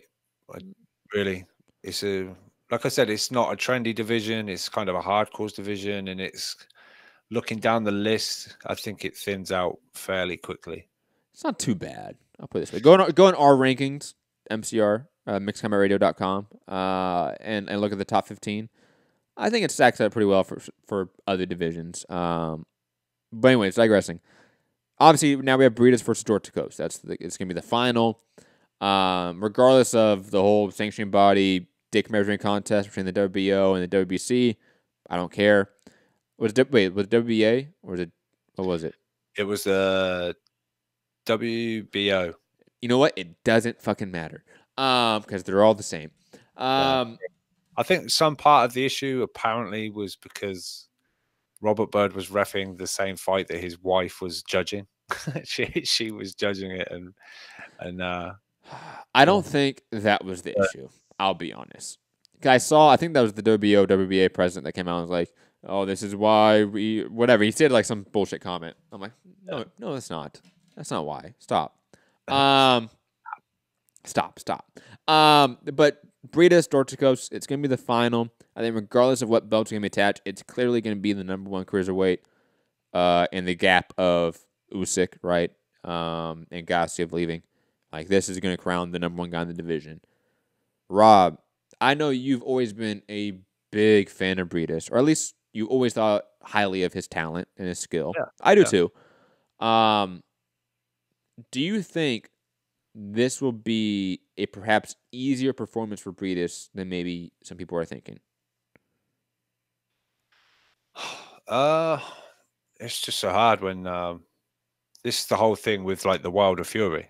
Fury can absolutely box the brakes off of Wilder, but it might just take one punch from Wilder. You know, just like I think Breedis is by far and away the better boxer, but Dorticos could land one. Because I think Glowacki landed a few on Breedis. I think he took them pretty well, but you know, he took some big shots. But I think Dorticos is obviously another level. So that's always when you're in with a big puncher, you know. So I don't know, but I think as boxers, Breedis is a much better boxer. Like I'm picking him. He really pushed Usyk to the wire, you know, and that wasn't like because he was a big puncher, you know. That he boxed real well and he gave Usyk a real tough night. And plus has some power, you know. He's cagey at times, you know. He has some veteran tactics. That kind of shovelly uppercut, that's a nice shot he's got, and he used it really well against Glowacki. I mean, the accuracy of his shots are fantastic, honestly. Like he is secretly probably the most accurate puncher in the division right now. I would probably go on the limb and say that. But he's also one of those guys that just he has off nights, like the Gravor fight. Remember that fight? The first. Yeah. He might be another one that fights at levels, you know? He might be. He definitely might be, because that fight was against obviously not a guy on this level, not a guy on Glowacki's level. No. And he honestly arguably beat Breedis. Like, that was a controversial decision. People were upset about that. They still are. So, Breedis is a weird guy, man. I've yet to, like, firmly have an opinion about him. But it's obvious the talent that he has. It's whether or not he actually implements that talent. That's really the issue. But moving on, Rob, unless you have any further points about that fight or the World Boxing Super Series? It's believed they're going to do the finals all on separate nights, which is a real dumb idea. I don't mind that, though, because I'll be honest, like, Breedis Dorticos is probably geared toward an audience that isn't geared for a new way Donaire. Similar to why am I forgetting? What other division are they doing? Oh, Regis Prograis and Taylor. Jesus Christ. How can I forget that one, right? That's the biggest one that they have. But like that fight, like none of those fights seem like they're geared towards the same market. Right? Like I don't think like Regis Prograis Taylor could either be in the US or in the UK, but probably should either be New York or London, honestly. Not Scotland, sorry, but it should be London. It should be a bigger market than Glasgow. Sorry. Inoue Donaire, I think, is a great fight for the Asian market. You have a Filipino versus a Japanese fighter. Make that fight in the Asian market. Like I feel like that's just common sense. Dorticos Breedis is the one that's tougher because you have a Cuban boxer versus a Latvian boxer. You know, like the Cuban market's technically the bigger boxing demographic and market, but we do know that whoever is backing Breedis is very influential with the World Boxing Super Series. And plus, we do know he has a fan base in Latvia and in Eastern Europe. I think that fight probably is the natural spot to go in Eastern Europe again. Put in Latvia again, whatever. It doesn't really matter for that one, to be honest. Just make the fight. But Prograis, Taylor, and Donaire, Inoue should not be on the same card because they're not geared towards the same market. Even though it would make a great single card, it makes total sense to have them on completely separate ones. Yeah. Okay. As somebody that's just streaming it, or watching it on their TV or whatever, yes, you are right. But for the person that's going to buy tickets, I think it's better for them to be in separate locations because the Breedis fan that's going to want to see him fight won't be able to see if all these three fights on the same card in New York or Vegas or LA, you know, wherever it is, you know, or Saudi Arabia, Dubai, wherever they can find money at. Yeah, I mean, very quickly on how Polish media and Polish Twitter has taken to it. Not well. This one from Marek, I'm not even going to say his surname, but with that elbow on Glowacki, in last fight and laughing after the fight that he do it on purpose. He's nothing more than a boxing slut. Boxing slut. I hope Dorticos will end Breedy's career. I just couldn't have a boxing slut. That is great. I've never heard that. Boxing Twitter, especially Polish boxing Twitter, has been. Oof. I have seen people try to burn down Twitter, and that's not physically possible, guys. I mean, they I think Gowaki's team are putting together a protest, like an official. But I mean, go for it, man. Go for it, man. Hey, boo. I will always say this, right? Like, do you, boo? Like, if you want to go at the sanctioning bodies, do you? But that is not the way to go at them. Is to file an appeal within their system. No, outside fucking justice system to come in here and deal with those guys. I've seen a lot of people in the industry sort of saying, I can't see this being, turned over as a no contest. So, Matthew, I see that question. Don't worry. We're going to get to other stuff other than the fights after we get through the fights. So don't worry. We'll get to that because we all saw that rumor as well. Last card we're going to really break down in depth. Josh Warrington versus Kid Galahad. Now, it's interesting because live and even on rewatch, like I was thoroughly entertained by this fight. And I realized that a lot of people aren't. So I'm in this weird minority where I was entertained by this fight and a lot of people weren't, which is fine. Different strokes for different folks, whatever, right? However, it is really sad that for someone like me, purely speaking as me now, right? As someone that did not think anything of Galahad coming into this fight and now thinks very highly of him, it's rather unfortunate we're not going to get the rematch. Probably ever. Like, Warrington said, like, I'm going to the U.S. for big fights now. I don't blame him. That was a tough fight. And I think if you run it back, Galahad does win. Definitively, even though I thought he won definitively. And to the point of whether this is robbery or controversial, like, you know me, Rob. I'm the same person that, like, I sat here saying, like, it doesn't sit right with me that Katie Taylor won. Right? Like, in no reality in my mind does she win that fight. I don't see it happening. However, I don't call it a robbery. I just don't understand the subjective nature of scoring. That's not the hill I'm going to die on. Similar to this one. I'm not going to die on this hill. Though I will say the hill I will die on is how elite Galahad is. If you are on this show, in this chat, listening right now, and you think Galahad's not that good, go back and watch that fight. You did not accurately watch it then. Because Galahad is easily, arguably top 5 in the division. Like, from a talent perspective, obviously he didn't get the win to sort of solidify that ranking, but talent-wise, I could see him beating a ton of guys at this division. From the Oscar Valdez of the world, which I know everyone knows I'm going to bring up as somebody that will lose. But even guys like Leo Santa Cruz, like, he might have a really interesting game plan for a guy like Leo. Or even guys that are obviously not champions like Shakur Stevenson, King Tug. Like, there's a lot of guys that are in that top 10 that I think he just beats at this point in time. Like, Galahad's talented. He may not be all-time great, like maybe Rob thought or hoped, but I'm just joking. But he's definitely elite. He's definitely world-class, and I cannot wait to see him fight again. And I never thought I would ever say that about Kid Galahad. Wow. Right? I know. This would be like, Rob, this would be like if Lawrence Okolie came out here and fought Dorticos, right? And like had a masterclass performance but lost. Jabbed his head off. Right? Was fluid. Wasn't a robot for once, right? And I was like, yo, man, I want to see Lawrence Okolie fight again. That's the degree of how much of a 180 I have flipped on this fighter. Watch this space. Shane McGuigan's doing his magic with Okolie. I'm telling you. Watch this space. But yeah, I mean, I felt Galahad got the wrong end of a decision, but I thought he'd done enough. I know there's suggestions out there that if he'd just thrown a little bit more, if he'd just done that little bit more, everyone's saying he grabbed hold.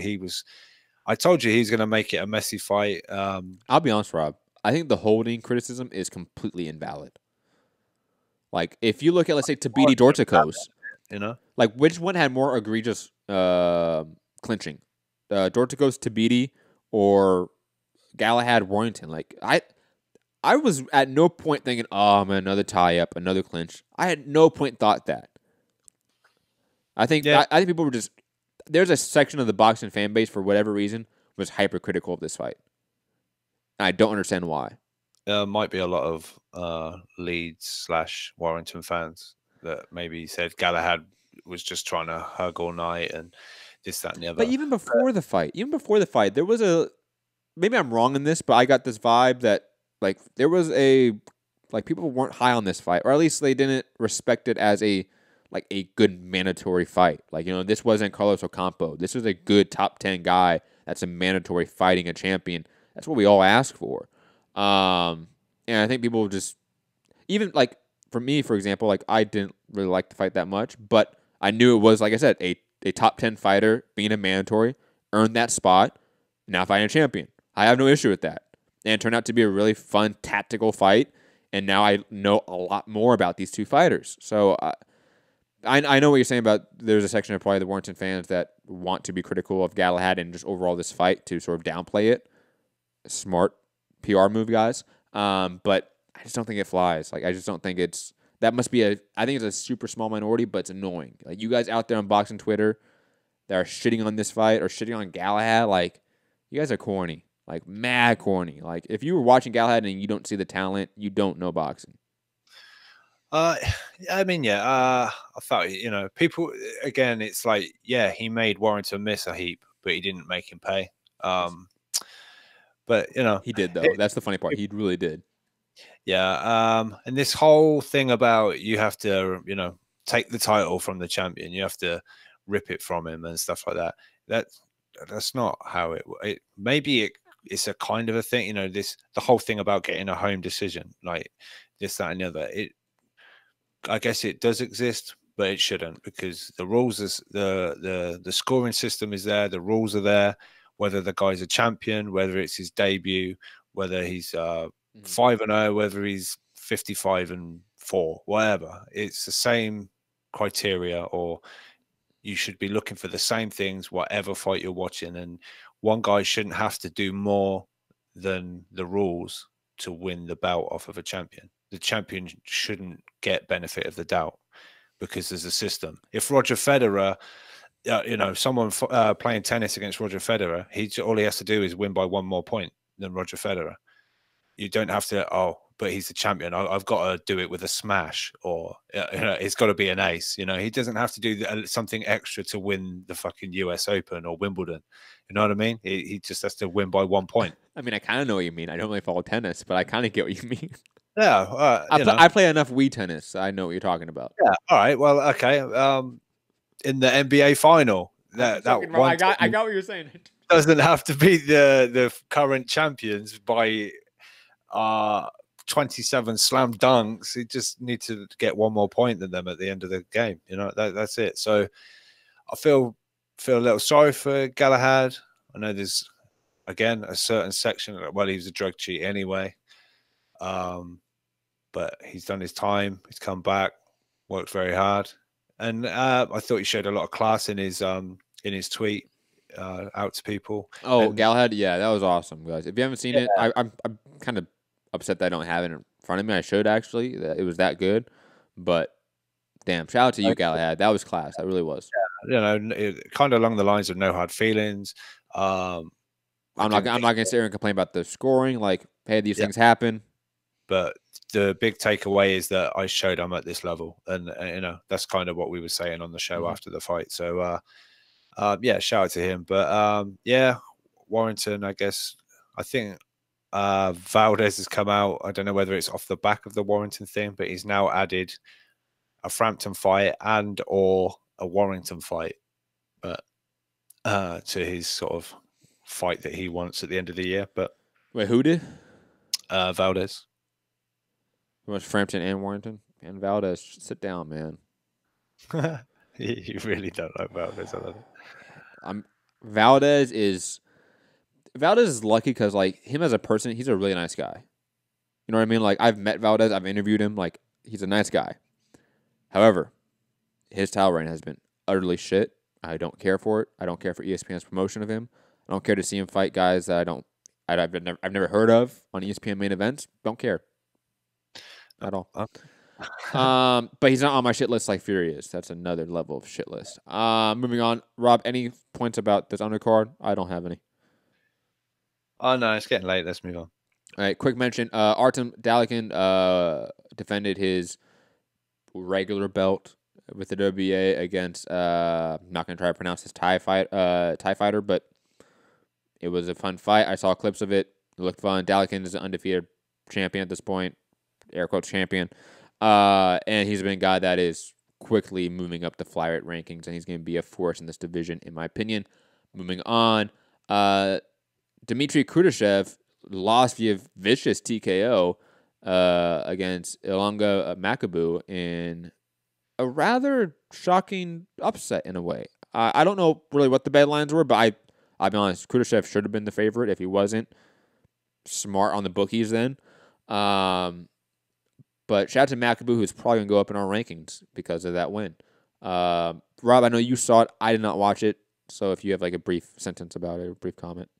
Yeah, it was brutal. Pretty brutal fight. They kind of threw defense in the in the bin and just went, right, let's just punch each other as often as we can. It was it was a brutal fight. To me, it looked like a couple of guys that are very much past their best years, and they just went to war. But yeah, it was I think it was like was it on Sunday afternoon for us? I think it was over in the UK. Yeah, it was Sunday. It was like, wow, this shouldn't be on a Sunday afternoon. It's Father's Day. Holy crap. But yeah, no, it was an entertaining, brutal fight, to be honest. But yeah, Makabu came away with it. The Maloney brothers over in Australia had a doubleheader on ESPN Plus, and one of the most peculiar fight ending sequences we've seen in some time. And honestly, a direct callback to the Efe Agabi fight against, what was his name? Yeah, I am mad I don't remember that guy's name. That's something I should know. Dennis Harper, was it? Dennis Hopper, like the actor? Or is that Hooper? Harper. It was. No, you're thinking of Dennis Hopper. I said Curtis Harper. I don't know what the fuck is happening there. I heard Dennis. Yeah. Great actor, by the way. Digressing. He's great in Waterworld. Digressing. The opponent to Andrew Maloney, who's still undefeated, Salamini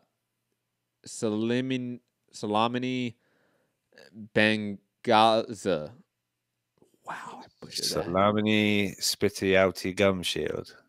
In the second round, he just spat out his gum shield and just walked away. It was so weird. It was the most blatant one. He literally looked at the ref and went, no. It just like dropped it at the referee's toes. It was like, nah. So I'm not saying go back and watch this card because you don't need to watch it, but find that clip online and watch it. 100% worth it, guys. Just being honest. Maloney in the corner as if like, what? Are you kidding me? He looked so confused. I know, but the guy that spat it out was almost like, you know what? Fuck you. Take this. I'm going home. Moving to the news. Moving to the news of the day because we do have to sort of hurry along. Get to callers again. 323-870-4051. Press 1 to get in the queue. Joseph Parker was supposed to fight Eric Molina on the Andrade Slisky card, but Eric Molina has pulled out due to some reason. Don King being his manager, maybe. Is Don King his manager? I didn't know. I forgot that. So. Oh, man. Poor Molina then. He's fighting now Alex Lepe, who fought Vladimir Klitschko, God, how long ago now? Let me bring it up. 2013, 14? That's the last fight I remember him in.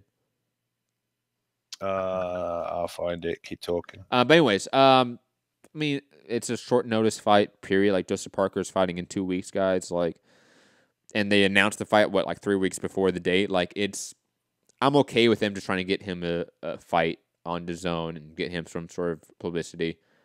He lost to Vladimir Klitschko in April of 2014.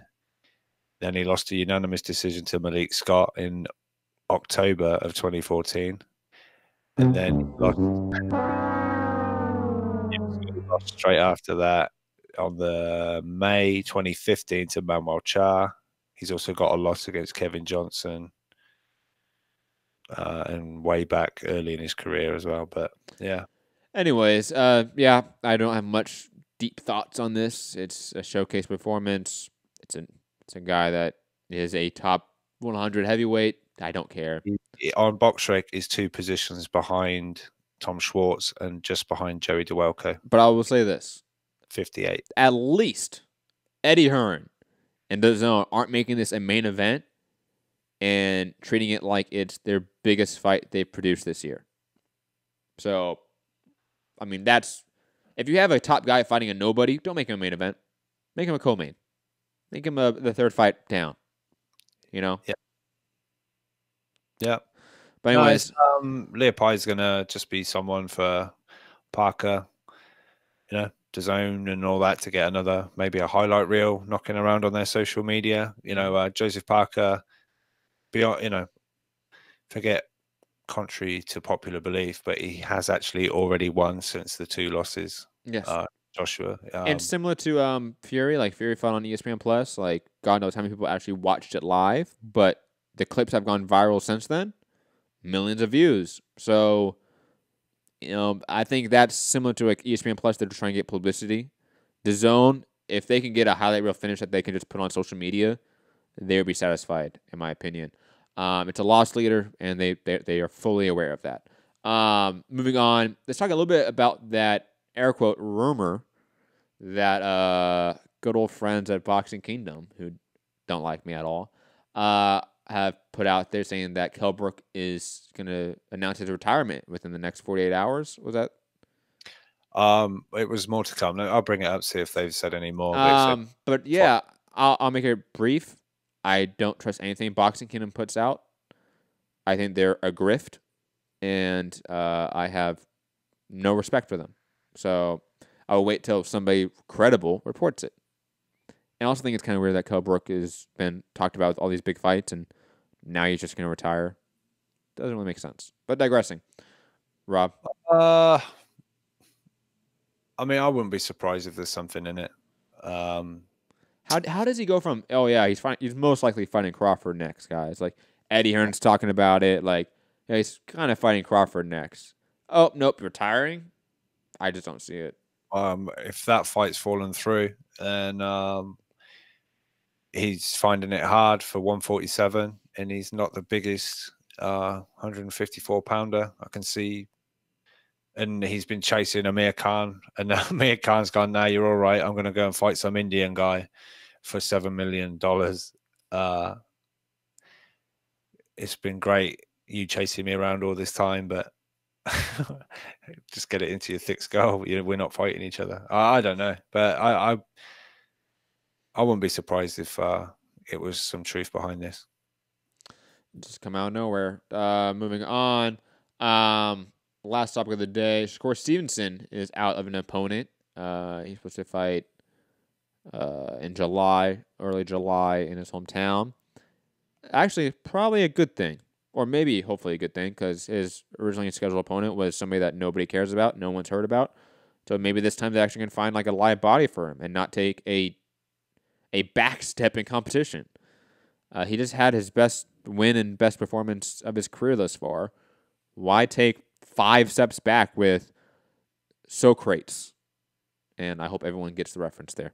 But thank God he's not fighting Socrates, because Socrates is like, what, 2,000 years old now? I mean, he's been time traveling with Keanu Reeves for how long? Worry about him, man. No clue how long he's been doing it for. Well, but hopefully we're going to find out in Bill and Ted's Excellent Adventure 3, because if they don't bring Socrates back, I'll be pissed. Best character ever. Yeah, you don't even like that movie. What are you talking about? I don't mind it. I just think it's overrated. Very different thing. I can like a movie and say it's overrated. All right. But yeah, nothing really much to say. Awesome. Callers. Let's go to callers, guys. Didn't you see that Eddie Hearn replying to Gervonta Davis in our... No, I'm not talking about Gervonta. Yes. You want to talk about it? No, it's just he reckons he's going to call out Tevin Farmer. Tevin Farmer replied something like, "No, you ain't. What you talking about? You wouldn't dare." And Eddie Hearn's saying, look, we've made you 3 or whatever it is offers, the last one being big in block capitals, and then let's get these fights, because I think they're fighting on the same day, right? 27th. Let's talk about it. Let's get this fight made, but we'll see what comes of that. And didn't I send you one more? Do you want to talk about that other rumor, Matt? Maybe I didn't see it. What is it? No, you did see it because you asked people for more confirmation on it on your Twitter. AB. Oh, shit. Maybe yes, not. thank you. A rumor that's been started from absolutely nowhere, it seems. Other than just a couple of social media posts that have now been connected via like red circles and lines, that Lee Selby versus Adrian Broner is going to be the next fight for both respective parties. I don't know how this is true, because what the fuck are the weight classes going to be? Honestly, Broner's been fighting at 147 or makeshift 144-pound division, and Lee Selby just moved up from 126 to 135. So is Broner? Didn't he skip 135? I thought he skipped 135. He skipped 130. Oh yeah, my bad. Skipped Yeah, 130. Yeah. So is Broner gonna come down to 140 and they're gonna fight at 140, or is he coming down to 135? I just it just doesn't seem believable to me, just because of the logistics of those two guys and separated by multiple divisions. I don't see it happening. I think Boxing Wales, who started the rumor, it seems, can go fuck yourself, because I hate when random accounts that I've never seen their work before, that have some sort of blog website, which, no disrespect for blog websites, we have one. However, I've never heard of you guys. I've never seen you out in the wild. Never seen you at a show. I don't believe you. So until one of the more credible reporters, or reporters that I've met or know of, that actually exists as a real person, instead of just a random Twitter account, until that happens, I don't believe this. Just like I don't believe the Kell Brook thing. I'm waiting for more confirmation that's a little bit more official, or at least a little more credible in terms of who is reporting it. The people that we were talking about, Boxing Kingdom, Boxing Wales, what the fuck are these grifters? Get out of this space. You guys are bringing down the entire media landscape. Fuck off. Okay. Sorry, Rob. It's all right. It's fine. But yeah, Broner, Selby, I don't think it's gonna happen. You think it's gonna happen? I don't know. It was just rumor. We're sort of working on it, trying to figure out if it's possibly something in it. But I'm just looking there. Potential lunatic saying Declan Taylor also tweeted about it. Yeah, but Declan Taylor is getting that from the same info that we're all getting it from. It's the fucking it's the Insta story of Broner saying the fight date, right? Rob, it's June 5th or no, July, whatever, right? Whatever date it was. No, you got it all wrong. It was those social media posts were on the same day.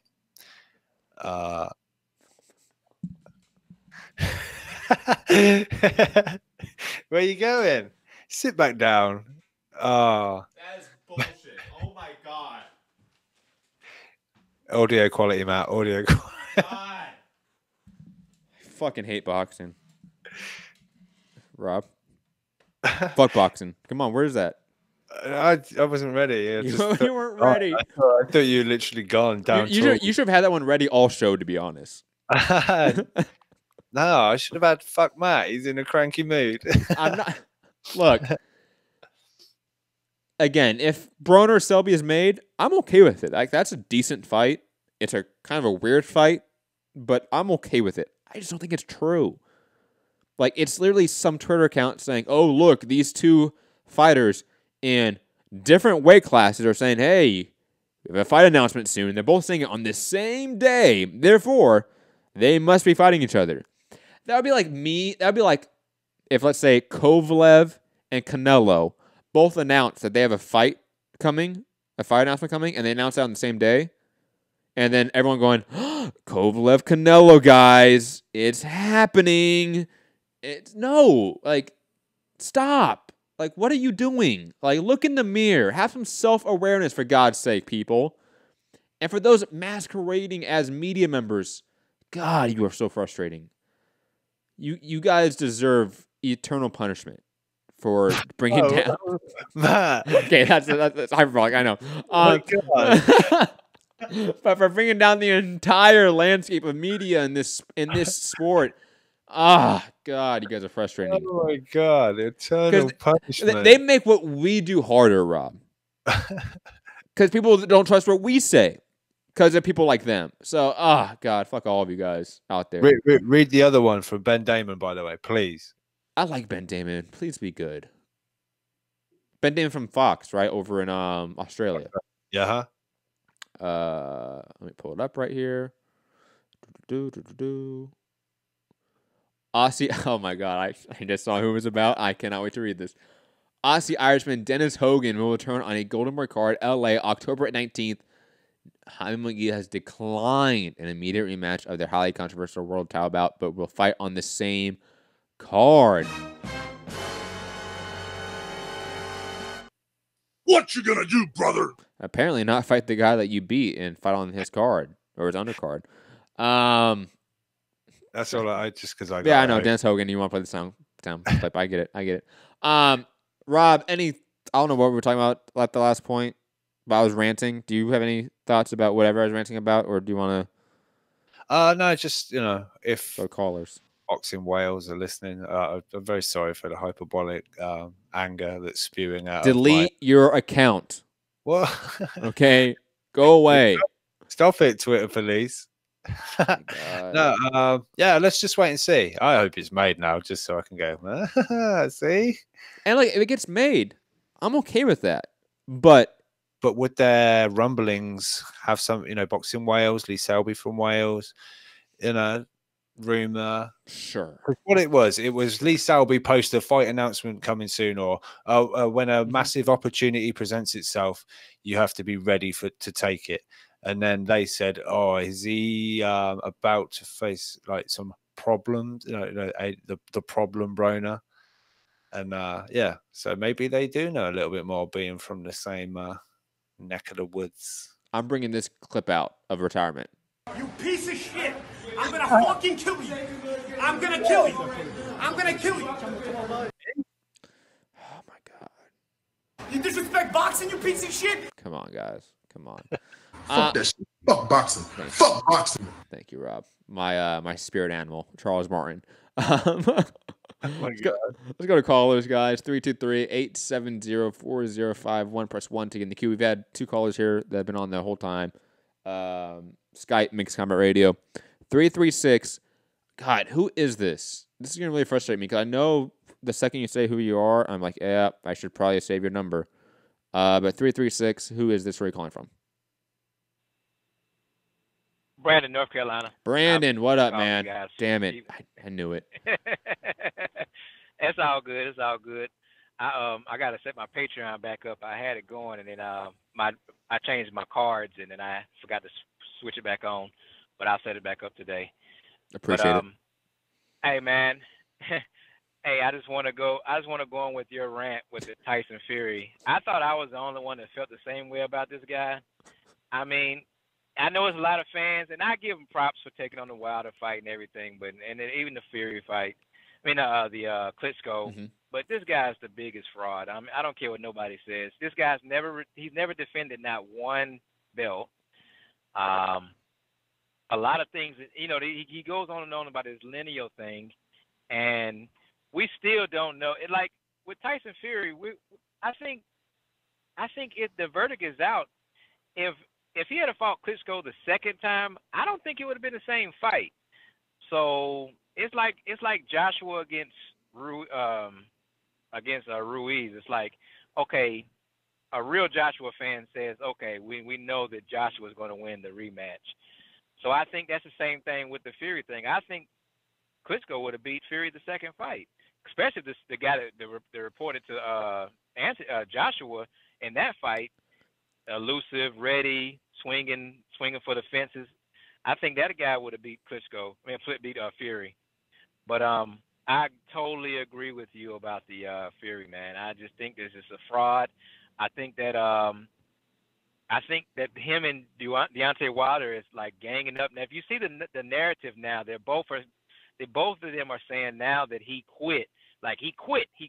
You know, the first time when it came out, they were like, "Oh, well, you know, it was a good fight. He probably overestimated him." But if you see them now, that they both, Wilder was on ESPN the other day saying, you know, Joshua quit. He quit, and I can't. You know, a quitting man is gonna always lose. And then now Fury's coming out saying, "Well, he quit. And it's just, I don't understand. The thing is, if Joshua didn't fight Ruiz and he fought Manuel Char or some other pushover who was slow and that he could have just teed off on, they would have picked on him.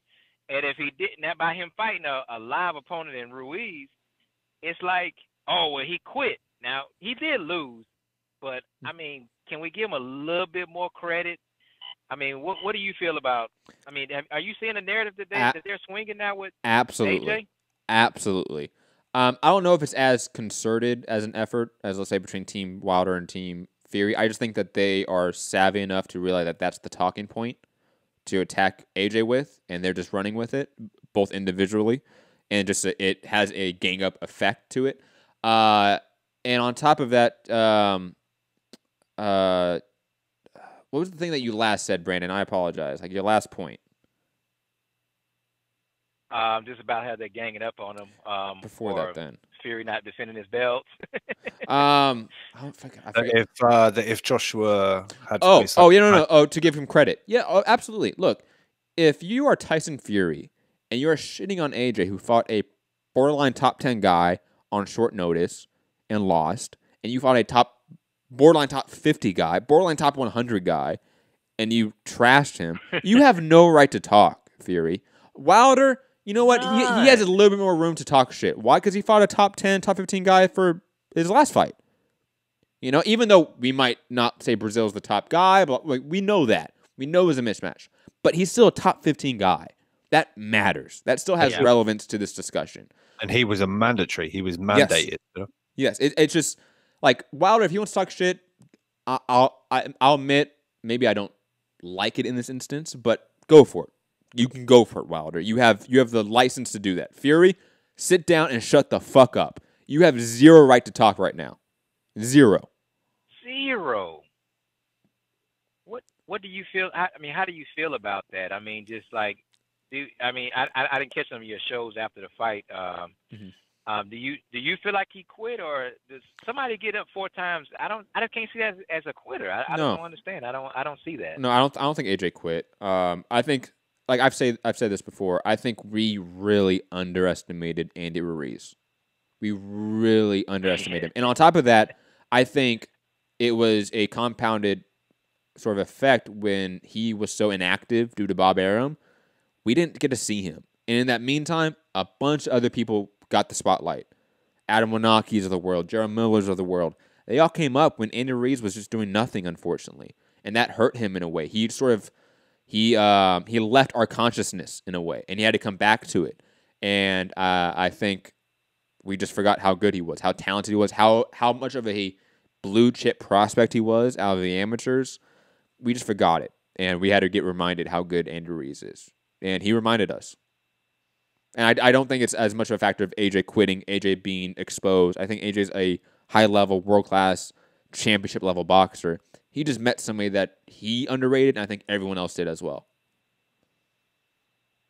I think he was thinking about that. They said it was a Wilder meeting after the fight. You think that could have been on his mind? Like, okay, what am I going to talk to this guy about? You know, how are we going to do this? All right, this is actually going to happen. We're going to meet. You know, me and this guy face to face. I got to look good. I got to look good in front of everybody. I got to, you know, I think it was just a lot of pressure. I'm taking nothing away from Ruiz. I think for sure I'm going to put a bunch of money on AJ for the rematch. I think he might be a dog in this one. The more and more it's happened, especially if Ruiz loses 10 pounds and gains an ab, AJ is probably going to be a dog in this one. So I look to win some money on this one. So. Did you say gains an ab? Gave one. Had one ab. Hey, Rob. What quick question? Yeah. Did you hear the rumbling about AJ and McCracken? I mean, is that true or to be continued? He's not been in the media at all. AJ done a Instagram live today, and I think on there he confirmed he's sticking by with McCracken. He's staying with McCracken, and I don't think that's part of the plan. Whether they bring someone else in with McCracken, that a lot of people have said that might be a good thing. But yeah, he's Rob McCracken is staying put. I think he's going to be part of Team AJ going forward. Who could they bring in? Freddie Roach? They need a defensive coach or something. Yeah, I think that's the question mark. I don't think people are too concerned about Joshua. I know he maybe rushed in after he hurt Ruiz, but I would say it's more defensively minded if he was going to improve in areas. Because Chris Mannix made the mistake. He said, look, when Joshua gets someone hurt, you know, he's the best in the business. Watch this. And then we got dropped. Yeah, I heard that. Yeah, he kind of, you know, commentator's curse. But, you know, usually Chris Mannix would have been spot on. But, you know, Ruiz got him above the temple. But, yeah, I'd say Joshua kind of rushed in and just took a shot, I guess. But I think defensively would be where he would maybe look to improve. But, yeah, no, McCracken's part of the team. It's all good. Who out there would be a good would take that second fiddle to McCracken? Who out there would do it? Like, would it be like I think me personally, I would. What was Bernard Hopkins' trainer before he let him go? Before they left, Muhammad. God, what was his name? I'll look it up. I think he would be a good trainer for him. The guy that did the thing with Andre Ward and Freddie Roach and Nassim Richardson. Nassim. Yeah, Richardson. I think that would be a good coach because he, nice. You know, he taught Bernard Hopkins a lot of good defense with the shoulder roll and things like that.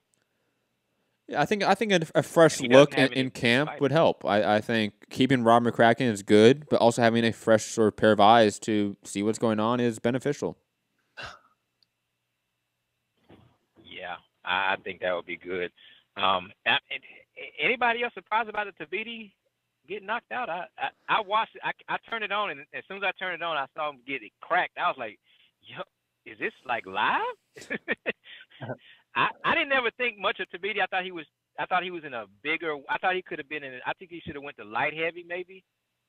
But wow, I was shocked. I would say as the fight started, it became quite obvious that the fight was going that way.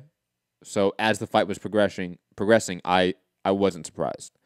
But beforehand, if you had asked me, hey, Dorticos is going to knock him out in vicious fashion and beat him up for a few rounds, I'm like, wow, that is kind of shocking. Tabiti has been looking good. He's been looking good throughout his entire run. That would be a bad sign. God, how does he recover from this? I mean, like, how does he go back to the Mayweather gym like this? I mean, it's one thing to lose, but the next thing to get just knocked clean out. Yeah, you can come back, though. I mean, look at Erickson Lubin. Like, he got knocked out clean by Jamal Charlo. He's bounced back quite well since then. True. You know? True. But the good ones can do it. He went back down in weight, though, right? No. What do you mean back down in weight? That was the same weight. It was never going up in weight for that fight. That 150. Oh, that's right. But like I said, like the good ones, they can rebound from the loss.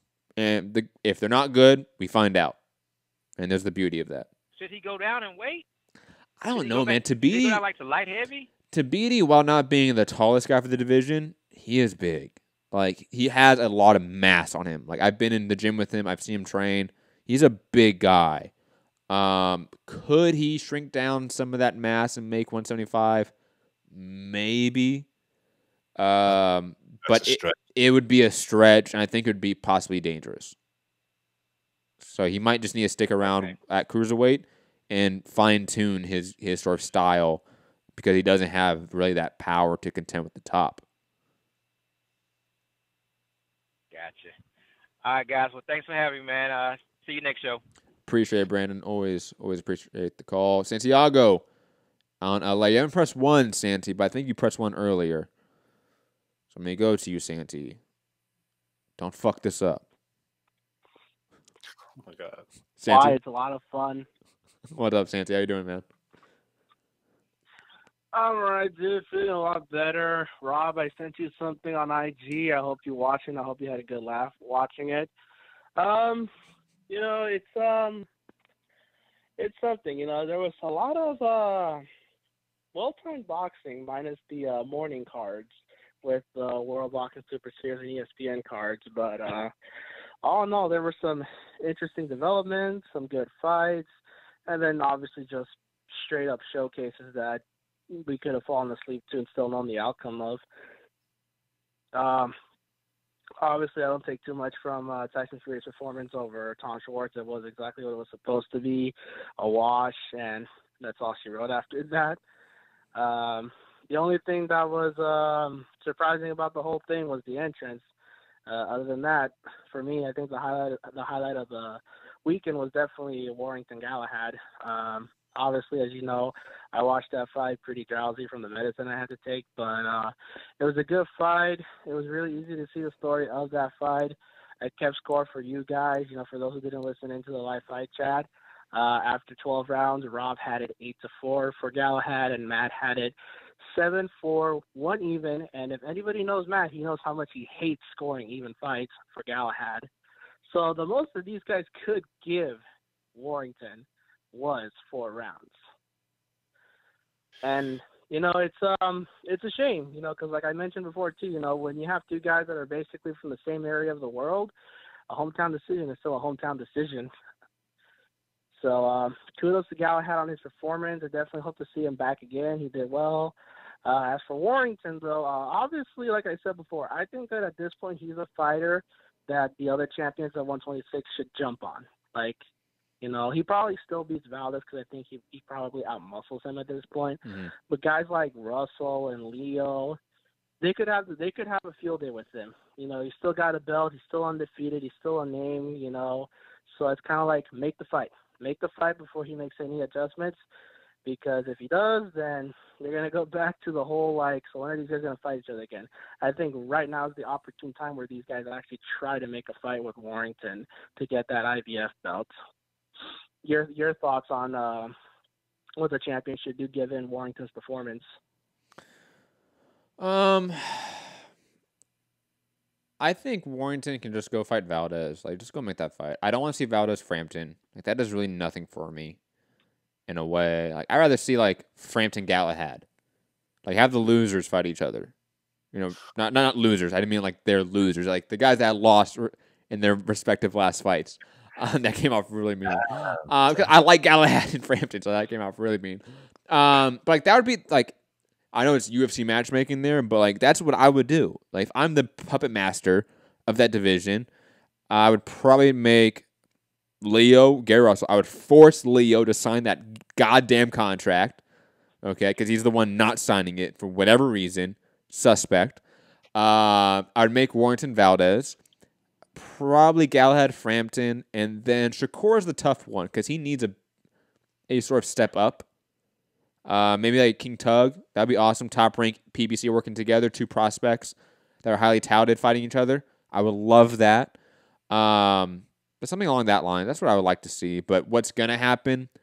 Probably Warrington in a voluntary tune-up in the U.S. Probably Valdez Frampton.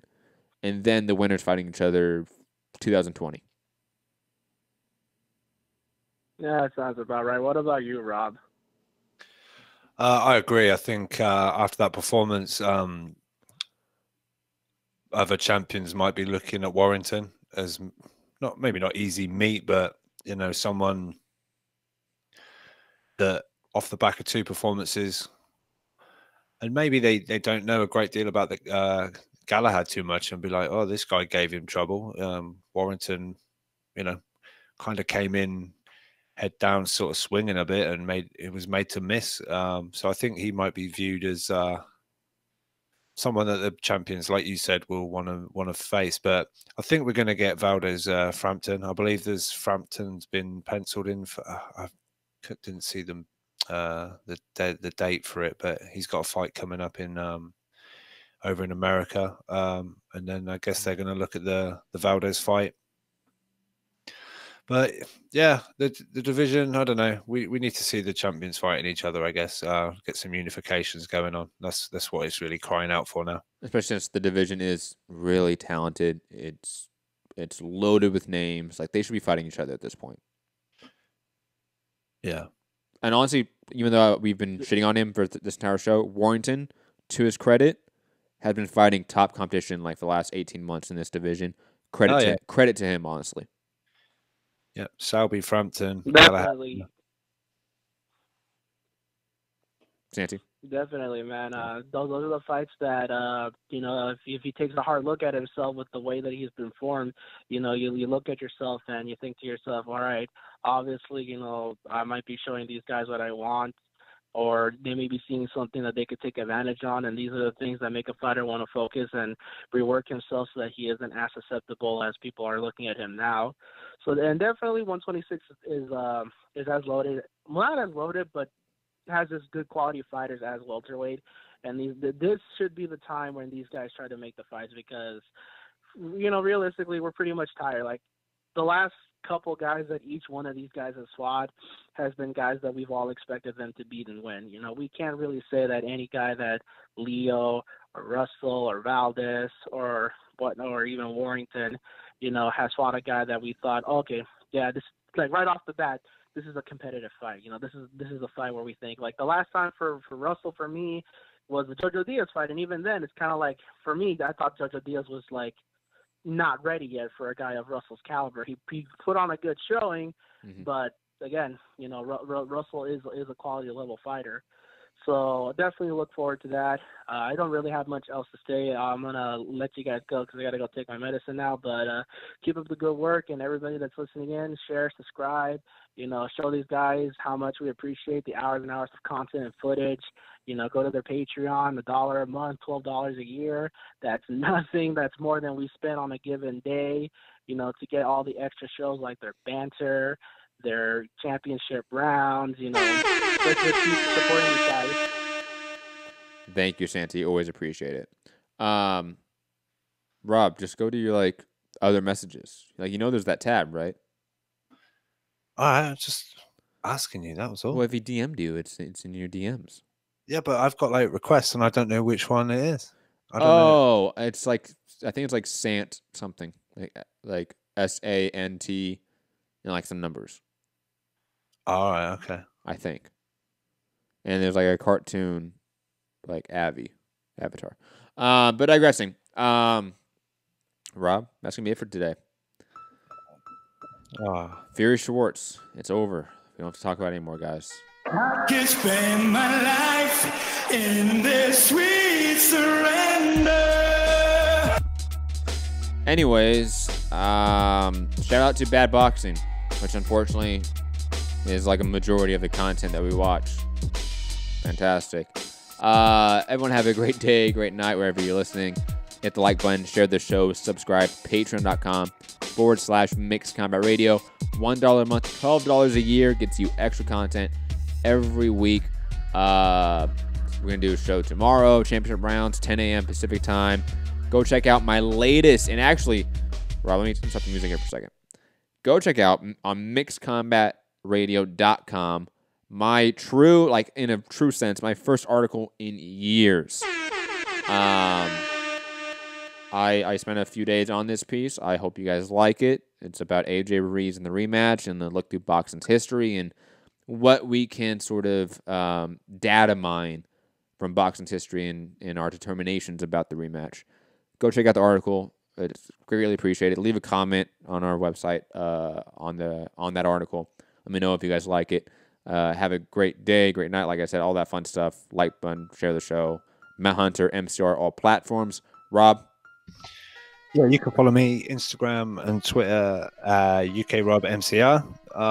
Yeah, not so angry about everything today as Matt was, but you know. Well, Rob, let's be honest. I'm the angry one in the relationship. Yeah, you really are. Yeah, you really are.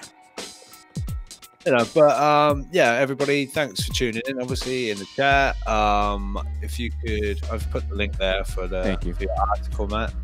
Oh, that's why I was mumbling through my. I know. I was trying to multitask. But yeah, leave that thumbs up, share the show, comment in the comment section when you're done through watching this. If you feel like it, have your say. Well, no, not if you feel like it. If you don't feel like it, still leave a comment. But if Matt triggered you into something, go for it. Fury fans, go for it. I'll try and talk to Matt, but he can't help getting even more aggressive in the comment sections as well. Gotta let them get their opinion off. I'm gonna mute notifications for this show in its comment section because it's gonna be wild. I can't wait. But yeah, so thanks everybody. I don't know, did we quite reach it, Matt? What's 1600? Yeah, I don't know. I'm gonna look now. I haven't been looking. No, 1599. Aww. One more. Tell a friend and tell a friend. Subscribe. All that fun stuff. Yeah. Catch you on the next one, guys. Peace. You disrespect boxing, you piece of shit?